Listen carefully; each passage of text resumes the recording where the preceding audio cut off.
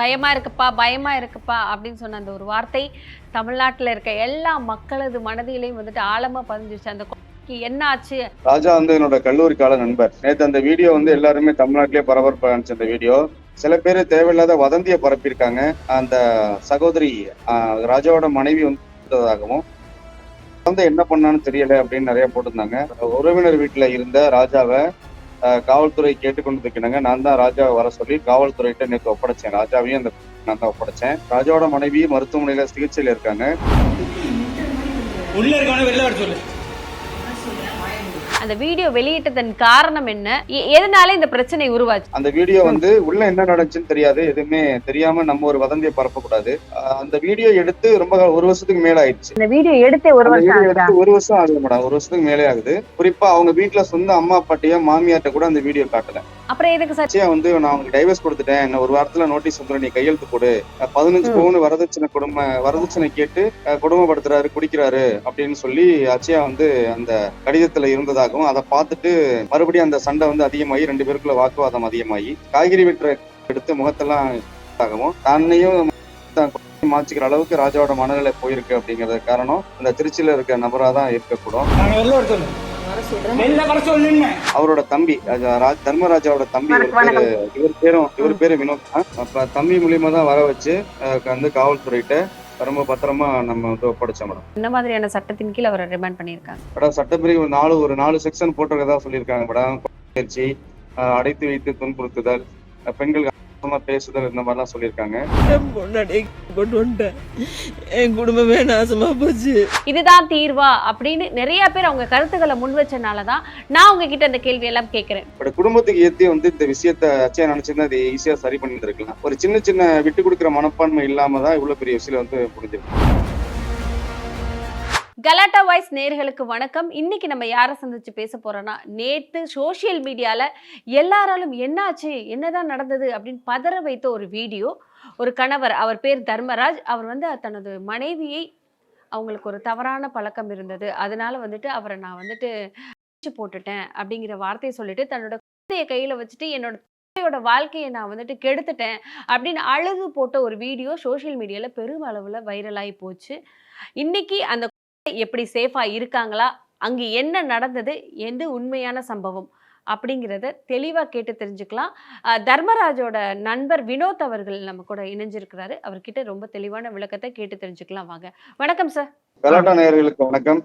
நேற்று வந்துட்டு ஒரு வீடியோ வைரல் ஆச்சு. உங்களது நண்பர் தர்மராஜ் அவர்கள் தனது மனைவியை வந்துட்டு இது பண்ணிட்டேன், போட்டுட்டேன், என் வாழ்க்கையை நானே கெடுத்துட்டேன், என் நானும் பண்ணி அப்படின்னு சொல்லி போட்ட வீடியோ வந்துட்டு சோசியல் மீடியால ரொம்ப எல்லாரையுமே ஒரு பயத்துக்கு தான் கொண்டு போச்சு. அந்த என்னாச்சு, அவருக்கு என்ன ஆச்சு, அந்த குடும்பத்துக்குள்ள என்ன பிரச்சனை நடந்தது, எதுதான் உண்மை, இந்த சோசியல் மீடியால வந்து அந்த ஒரு வீடியோ மட்டும் வச்சு எல்லாரும் பயத்துல நிறைய பேர் நிறைய வலைத்தளங்கள்ல அவங்களோட கருத்தை முன் வச்சுட்டு இருந்தாங்க. என்னதான் நடந்தது, எது உண்மை? ராஜா வந்து என்னோட கல்லூரி கால நண்பர். நேத்து அந்த வீடியோ வந்து எல்லாருமே தமிழ்நாட்டிலே பரபரப்பா இருந்துச்சு. அந்த வீடியோ அதை பார்த்துட்டு காவல்துறை உடனடியா துரித நடவடிக்கை எடுத்து அந்த ராஜாவையும் சேவ் பண்ணணும்னு காவல்துறை நடவடிக்கை எடுக்கிறப்ப உடனடியா உறவினர் வீட்டுல இருந்த ராஜாவை காவல்துறை கேட்டுக்கொண்டு இருக்கிறாங்க. நான் தான் ராஜாவை வர சொல்லி காவல்துறையிட்ட நேற்று ஒப்படைச்சேன். ராஜாவையும் அந்த நான் தான் ஒப்படைச்சேன். 2 பேருமே பண்ணிக்கிறதுக்கான முடிவுல இருந்தாங்க. ரொம்ப ஏன்னா அந்த அளவுக்கு 2 வருஷமா மன உளைச்சலாகி அவனோட திருமண வாழ்க்கையில ஏற்பட்ட முரண்பாடு காரணமா இந்த முடிவுக்கு வந்தப்ப உடனடியா குழந்தையையும் பையனையும் சேவ் பண்ணி புது பஸ் ஸ்டாண்ட்ல இருக்க தஞ்சாவூர் புது பஸ் ஸ்டாண்ட்ல இருக்க ஒரு தனியார் ஹோட்டல்ல 2 பேருமே சாப்பிட வச்சு காவல்துறையிட்ட ஒப்படைச்சேன். காவல்துறையும் ரொம்ப அக்கறையோட அவங்களுக்கு அறிவுரை எல்லாம் சொல்லி அப்ப வந்து ராஜா வந்து ரிமாண்ட்ல இருக்காப்ல, வந்து ரொம்ப சேஃபா இருக்கு. அந்த இன்சிடென்ட்டுக்கு முன்னாடி அவங்கள வர வச்சு ரொம்ப ஃப்ரீயா ஹாப்பியா, ஏன்னா அந்த வீடியோல பயமா இருக்குன்னு தம்பி கத்துறதை பார்த்துருக்கோம். ஆமா, அந்த ஒரு வார்த்தை பயமா இருக்குப்பா அப்படின்னு சொன்ன அந்த ஒரு வார்த்தை தமிழ்நாட்டுல இருக்க எல்லா மக்களது மனதிலையும் வந்துட்டு ஆழமா பதிஞ்சிருச்சு. அந்த என்ன ஆச்சு, அங்க என்ன நடந்தது அப்படிங்கிறது விடை தெரியாமல் எல்லாரும் ஒரு பதட்டத்துல இருந்தாங்க. அந்த சேஃபா இருக்காங்களா சார்? கலாட்டா சேனல் வழியா இந்த வலைதள நண்பர்களுக்கு நான் ஒன்று சொல்லிக்க விரும்பப்படுறேன். நிறைய பேர் வந்து சமூக அக்கறையோட, அந்த மேல உள்ள அக்கறையோட, குடும்ப அக்கறையோட நிறைய பேர் வந்து பதிவு போட்டிருந்தாங்க. சில பேர் தேவையில்லாத வதந்தியை பரப்பியிருக்காங்க. அந்த சகோதரி ராஜாவோட மனைவி வந்து இருந்ததாகவும், குழந்தை என்ன பண்ணான்னு தெரியல அப்படின்னு நிறைய போட்டிருந்தாங்க. ராஜாவோட மனைவி மருத்துவமனையில சிகிச்சையில இருக்காங்க. தம்பி ராஜாவோட பையன் அந்த வந்து ரொம்ப சேஃபா இருக்காங்க. நான் காவல்துறையிட ஒப்படைக்கிறதுக்கு முன்னாடி ஹோட்டல்ல சாப்பிட்றப்ப அந்த பேசின விளையாண்ட அந்த வீடியோ வந்துட்டு இருக்கு. சட்டத்துக்கு பட்டு 18 வயசுக்குள்ள இருக்கிறதுனால அந்த பெயரையும் அந்த புகைப்படத்தையும் வெளியிடறதுக்கு நான் விரும்பல. அவர் ஒரு வீடியோ வெளியிட்டு இருந்தார் சார். அந்த வீடியோனால தான் வந்துட்டு இவ்ளோ பெரிய பிரச்சனை அப்படின்னு மக்கள் நினைச்சிட்டு இருக்காங்க. அந்த வீடியோ வெளியிட்டதன் காரணம் என்ன?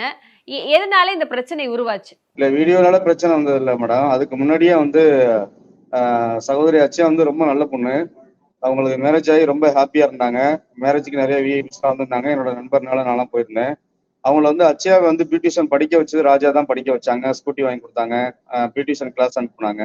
அச்சயா வந்து கிராமப்புறத்துல இருந்து நகர்ப்புறத்துக்கு வந்ததுக்கு அப்புறம் தான் இப்படி மாறினதா சொல்றாங்க. ஏன்னா இந்த விஷயத்த ஓரளவு எல்லாத்தோடையும் எனக்கு தான் அதிகமா தெரியும். நான் தான் இந்த விஷயத்தை ஹேண்டில் பண்ணி அதிகமா 2 பேரையும் சமாதானப்படுத்தி சேர்த்து வச்சிருக்கேன். இடைப்பட்ட காலத்துல ராஜாவே அதை வேண்டான்னு சொல்லிட்டு பிரிஞ்சு சென்னையில இருந்தப்ப கூட திரும்ப அச்சயா தான் நான் அவங்களோட தான் இருப்பேன் அப்படின்னு சொல்லி அடம் பிடிச்சு திரும்ப 2 பேரும் ஒண்ணா இருந்தாங்க. திரும்பவுமே சண்டை வந்து இந்த அளவுக்கு இந்த இன்சிடென்ட் ஆயிருக்கு. நீங்க ஒண்ணு சொன்னீங்க மாடர்ன் ட்ரெஸ் போட்டுதான். பெண்கள் எந்த ட்ரெஸ் வேணாலும் போடலாம். பெண்களுக்கு விருப்பப்பட்ட ட்ரெஸ் எங்கேனாலும் போடலாம். எந்த இடத்துல போடுறோம், யார் கூட இருக்கிறப்ப போடுறோங்கிறது தான் ரொம்ப முக்கியம். அவங்களோட கணவரோட இருக்கிறப்ப, அவங்க வீட்டுல இருக்கிறப்ப அவங்க என்ன மாதிரி ட்ரெஸ்னாலும் போடலாம். பிரிதொரு ஆண், கணவர் இல்லாத பிரிதொரு ஆண்கிட்ட போய் இருக்கிறப்ப மாடர்ன் ட்ரெஸ் போடணுமா அப்படிங்கிறது கேள்விக்குறிதான். அந்த மாடர்ன் ட்ரெஸ்க்காக மட்டும் இல்ல சண்டை. குறிப்பிட்ட நாளாவே திருச்சியில போய் அச்சய வேலை பார்த்ததுக்கு அப்புறம் ராஜாட்ட சரியா பேசாம இருந்ததாகவும், அந்த குறிப்பிட்ட பெயர் உள்ள அந்த திருச்சியில உள்ள ஒரு நபரோட திருமணம் தாண்டிய உறவுல இருந்ததாகவும், அதனால தன்கிட்ட சரியா பேசாம பாசம் காட்டாம ஒரு கணவன் மனைவிக்கு ஒரு அண்டர்ஸ்டாண்டிங் இல்லாம இருந்ததாகவும், அதனால ராஜா பலமுறை போன்ல தொடர்பு கொண்டு சரியா அண்டர்ஸ்டாண்டிங்கோட பேசல அப்படிங்கிறதுக்காக ராஜா போய் அவங்க 2 பேரும் ஒன்னா இருந்ததை கண்டுபிடிச்சு எடுத்த வீடியோ தான் அந்த வீடியோ. அந்த வீடியோ வந்து உள்ள என்ன நடந்துச்சுன்னு தெரியாது. எதுவுமே தெரியாம நம்ம ஒரு வதந்தியை பரப்பக்கூடாது. அந்த வீடியோ எடுத்து ரொம்ப 1 வருஷத்துக்கு மேல ஆயிடுச்சு. சார் அந்த வீடியோனால இந்த கேள்வி நான் கேட்கிறேன். அவங்களுக்கு யார் கூடயாவது தொடர்பு இருந்ததா? அந்த தொடர்புனால தான் இந்த பிரச்சனை வந்ததா? இவ்வளோ பெரிய ஒரு அசம்பாவிதம் நடப்பதற்கு காரணம் அவங்களுக்கு வந்துட்டு வேற யாரு கூடயாவது தொடர்பு இருந்ததா? மேடம் நம்ம அந்த கொச்சையான விஷயத்துக்குள்ள போக விரும்பல. அவங்களுக்கு தொடர்பு இருக்கு இல்ல, அது வந்து இப்ப அதுக்கு வந்து சட்டம் வழிவகுக்குது. அவங்க ஏதாவது கொண்டு போறாங்க அவங்களோட பர்சனல் லைஃப். ஆனா என்னன்னா அந்த குழந்தையோட வாழ்க்கை கேள்விக்குறி ஆகக்கூடாது.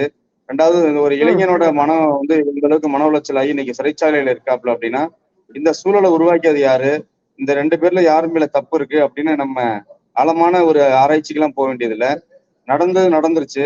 இனிமேல் இவங்க 2 பேரையும் அந்த நலனுக்காக 2 பேரும் ஒன்னா சேர்ந்து வாழ்றது கட்டாயம் நினைக்கிறேன். கண்டிப்பா சகோதரி அச்சயாவையும் ராஜா வந்து ரொம்ப பெரிய பெருந்தன்மையான நபர். எப்படி சொல்றேன்னா அந்த வீடியோ வெளியே வந்து 1 வருஷத்துக்கு மேல ஆகுது. இந்த வீடியோ வெளியே எடுத்தே 1 வருஷம் ஆச்சு. அந்த வீடியோ எடுத்தே 1 வருஷம் ஆச்சு. 1 வருஷம் ஆகுது மேடம். 1 வருஷத்துக்கு மேலே ஆகுது. அந்த வீடியோ அந்த வீடியோ வந்து ஊர்க்காரங்கள்ட்டயோ சொந்தக்காரங்கள்ட்டயோ இல்ல நண்பர்கள்ட்டயோ குறிப்பா அவங்க வீட்டுல சொந்த அம்மா அப்பாட்டையோ மாமியார்ட்ட கூட அந்த வீடியோ காட்டல. அப்புறம் எதுக்கு சார் இந்த வீடியோ காட்டினா தான் மனைவியை வந்து யாரும் தப்பா நினைப்பாங்களோ, மனைவியோட உள்ள மரியாதை கெடுத்துருமோ, அதனால நமக்கு அசிங்கம் வந்துருமோன்னு ரொம்ப வந்து குடும்ப அக்கறையோட மனைவி மேல பாசமா நடந்துகிட்டாரு. பலமுறை இந்த வீடியோ வந்ததுக்கு அப்புறமும் சமாதானமாய் பலமுறை வந்து 2 பேரும் ஒற்றுமையா இருக்கிறதுக்கு ராஜா முயற்சி பண்ணி பலமுறை வந்து 2 பேரும் பேசி, நானும் கூட பேசி 2 பேரும் திரும்ப ஒற்றுமையா இருக்கிறதுக்கு வழிவகை செஞ்சிருக்கேன். மறுபடியும் அவங்களுக்குள்ள ஏற்பட்ட கருத்து முரண்பாடு காரணமா அந்த திருச்சியில உள்ள ஒரு நபர் சொல்றாங்களே, அவங்க வாழ்க்கையில அவங்க இடையில வந்ததுனால தொடர்ந்து இவங்களுக்கு வந்து இந்த மாதிரி ஒரு போராட்டமான களமா மாறி இன்னைக்கு வந்து ஒரு விரும்பத்தகாத செயலை சகோதரி அச்சயாவோட முகத்துல கொடுங்காயத்தை ஏற்படுத்தி தன்னையும் மாச்சிக்கிற அளவுக்கு ராஜாவோட மனநிலை போயிருக்கு அப்படிங்கிறது காரணம் அந்த திருச்சியில இருக்க நபரா தான் இருக்கக்கூடும். 2வது என்ன நடந்திருந்தாலும் அந்த முகத்துல கூடாது. அதை வந்து என் நண்பன் எல்லாருமே கேட்கலாம், நண்பன் உங்கள்கிட்ட வந்தவரை நீங்க எப்படி போலீஸ்ல சரண்டர் கொடுத்தீங்க, காட்டி கொடுத்தீங்கன்னு கேட்கலாம். நான் காட்டி கொடுக்கறதுக்காக கொடுக்கல. ராஜா வந்து அப்போ உள்ள டிப்ரெஷன் கண்டிப்பா பண்ணிக்கிற மனநிலையில இருந்தாரு. அவரை நான் தான் ஆற்றுப்படுத்தி சும்மா சொல்லக்கூடாது. தஞ்சாவூர் காவல்துறையும் ரொம்ப அந்த பையனுக்கு அறிவுரை சொல்லி இந்த மாதிரி செய்யக்கூடாது, எதா இருந்தாலும் சட்டத்தை நடனம், சட்டத்தை வழியா தான் போகணும் அப்படின்னு சொல்லி அவருக்கு முறையான அறிவுரை கொடுத்து அவர் வந்து இன்னைக்கு ரிமாண்ட் பண்ணியிருக்காங்க. சேஃபா இருக்கான். காவல்துறை நபர்கள்ட்ட கூட விளையாடிட்டு இருந்தாப்ல. காவல்துறை நண்பர்களும் அவங்களோட விளையாடி ஜூஸ் மற்ற ஸ்நாக்ஸ் எல்லாம் வாங்கி கொடுத்து பத்திரமா பாத்துக்கோங்க அப்படின்னு சொல்லி திரும்ப ஹோம்ல கொண்டு விட்டாங்க. சகோதரி அச்சயா சிகிச்சையில இருக்காங்க. ராஜா சிறைச்சாலையில இருக்காரு, ஹோம்ல இருக்கு. ராஜா சிறைச்சாலையில இருந்து வெளில வந்ததுக்கு அப்புறம் அச்சயா வந்து மருத்துவமனையில சிகிச்சை முடிஞ்சு வெளில வந்ததுக்கு அப்புறம் இவங்க 2 பேர்த்தையும் பேசி சமாதானப்படுத்தி நிறைய பேர் சொல்றாங்க இனிமேல் இந்த உறவு நீடிக்காது அப்படின்னு சொல்லி. ஆனா இந்த குடும்பத்துக்காக 2 பேரும் வந்து கணவன் மனைவி பழசெல்லாம் மறந்துட்டு ஆஹ் 2 பேரும் சேரணும் அப்படிங்கிறது என்னோட விருப்பம். சரி, என்ன இருந்தாலும் ஒரு பெண் மேல இவ்வளவு தூரத்துக்கு ஒரு மோசமான செயல் செய்தது தவறு தானே சார்? மேடம் அவர் அது தவறுதான் மேடம் அந்த அளவுக்கு. ஏன்னா ஒரு பொண்ணுக்கு முகம்தான் லட்சணங்கள்ல முக்கியமான லட்சணம் முக லட்சணம் தான். ஆனா அந்த முகத்துல அப்படி பண்ணியிருக்க கூடாது. அதுவும் அவங்க பியூட்டிஷியன். நிறைய அவங்க கம்பெனி முன்னாடி வேலை பார்த்த இடத்துல இவங்களதான் ஒரு விளம்பர மாடலாவே பயன்படுத்துவாங்க. சார், இவங்களுக்குள்ள பிரச்சனை வந்துட்டு இந்த ஒரு விஷயத்துக்காக தான் ஸ்டார்ட் ஆச்சா இல்ல முன்ன இருந்தே பிரச்சனைகள் இருந்துட்டே இருந்ததா சார்? ராஜா ரொம்ப பொறுப்பான ராஜா வந்து போயஸ் கடல்ல முக்கியமான விஐபி வீட்டுல ஓட்டுநரா டிரைவரா வேலை பார்க்கறாரு. ஓகே. ஆஹ் நிறைய இடத்துல வந்து இப்ப இந்த இந்த இன்சிடென்ட் அப்புறம் சரியா வேலையிலயும் கவனம் செலுத்த முடியல. அவரால் ஒழுங்கா ராஜா நல்லா ஒரு திமுக போவார், நல்லா ஸ்மார்ட்டா இருப்பாப்ல.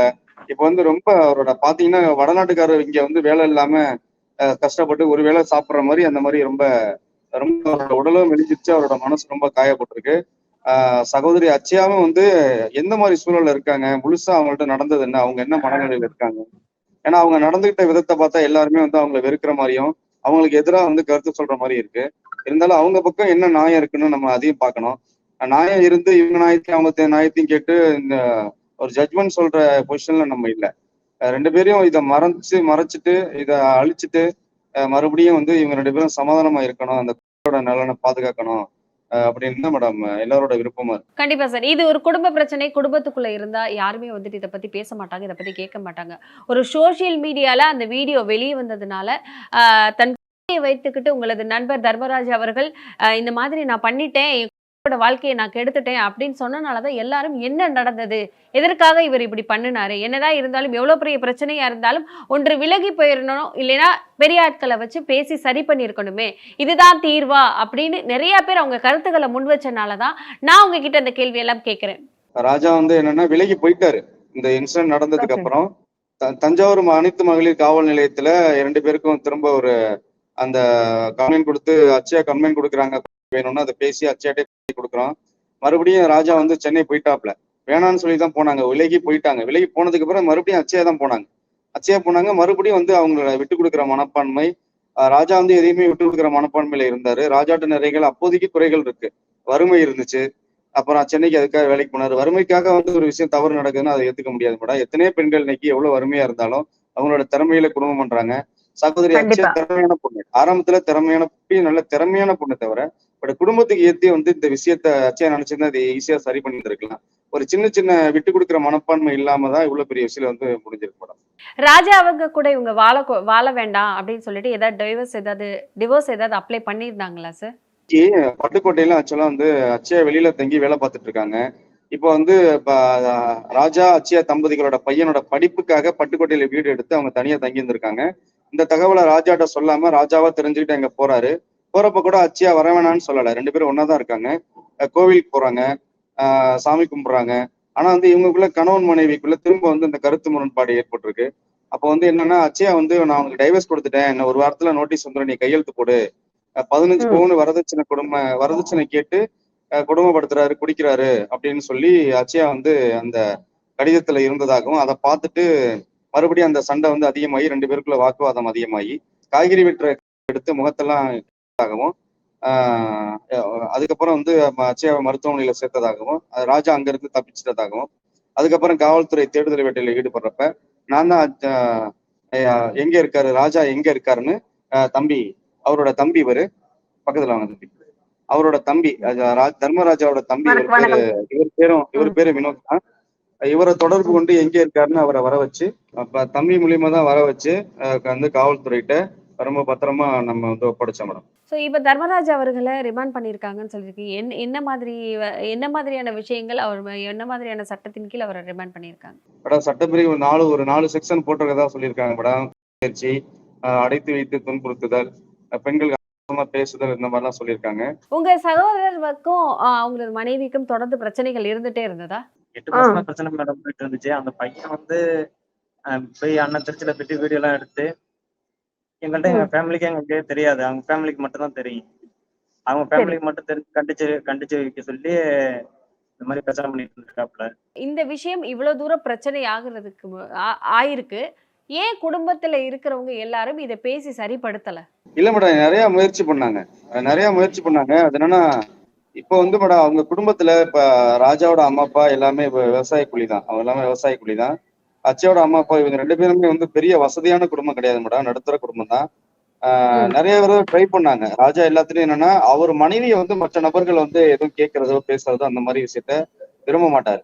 அப்படி இருந்தவரு ஏன் ஓகே. இவ்வளவு வீடியோ வெளியிட்டிருக்காரு? ஏன் அந்த பொண்ண இவ்வளவு டேமேஜ் பண்ணியிருக்காரு? ஏன் வீடியோ போட்டிருக்காரு அப்படின்னு எனக்கு அதுல கொஞ்சம் வருத்தம் இருக்கு. இனி வரும் காலத்துல இருக்க தம்பதிகள், பிரிஞ்சிருக்கிறவங்க, மத்த நபர்கள்ட்ட பிறன்மனை நோக்குறவங்க, இந்த மாதிரி நபர்களுக்கு இந்த விஷயம் ஒரு பாடமா இருக்கட்டும். ஏன்னா எங்க போனாலும் சார் அவர் ஊடகவாதிகள் சமூக வலைதளத்துல கொஞ்சம் பரபரப்பா இருக்கும். மத்த விஷயம் பரபரப்பா இருக்கும். கண்டிப்பா, அவங்கவங்க குடும்ப விஷயத்த அவங்க தான் பார்க்கணும். அவங்க தான் கண்டிப்பா. பொறுப்புணர்ச்சியோட இருக்கணும் அப்படின்னு சொல்லி இந்த கலாட்டா சேனல் வழியா எல்லாத்துக்கும் சொல்லிக்கிறேன். குறிப்பா வந்து சகோதரி அச்சயா வந்து ஒரு சின்ன சின்ன மாற்றம் வந்து பண்ணியிருந்தாங்கன்னா, விடாப்பிடியா இல்லாம இருந்தாங்கன்னா இன்னைக்கு அவங்க முகத்துல இப்படி ஒரு காயம் ஏற்பட்டிருக்காது.